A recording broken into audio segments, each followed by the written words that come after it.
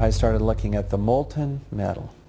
All three buildings, both towers in the rubble, in the basement areas, and Building 7, there's these pools of molten metal.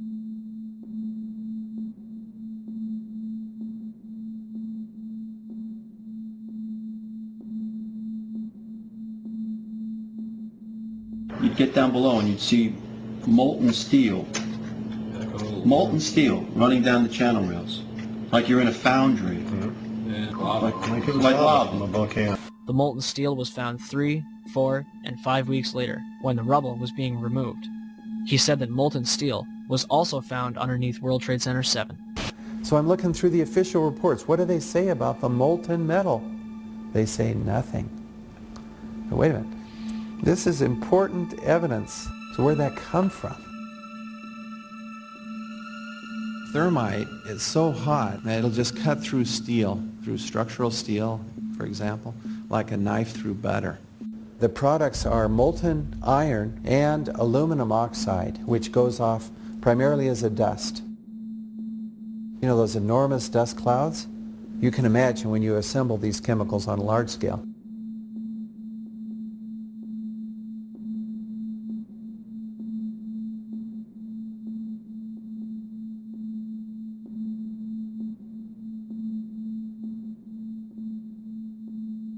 Molten metal pools under both towers after they collapsed, and Building 7. Now, Building 7 wasn't even hit by a jet. Part of the problem is that most people simply don't know much about Building 7 due to the extraordinary secrecy surrounding this collapse. And this was a 47-story skyscraper. This building fell at 5:25. It was not hit by a plane. This building had fires on only 2 or 3 floors. And it was brought down by what we know was a controlled demolition. Demolitions, they look just like that. You know, a kink in the middle, and then that building just comes straight down, almost at free fall speed. They first blow one of the central columns so the building falls in on itself. Building 7 had a classic crimp or wedge. Its central column was blown out first, so it didn't structurally damage buildings just a few feet away from it.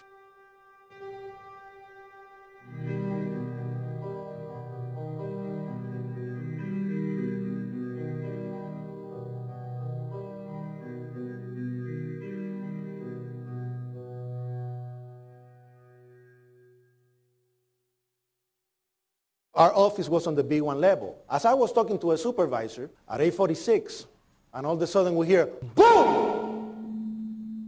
An explosion so hard that pushed us upwards.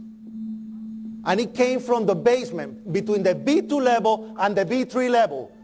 And when I went to verbalize, we hear, boom! The impact of the plane on the top. As I'm walking by the main freight corridor building in the corridor, that's when I got blown.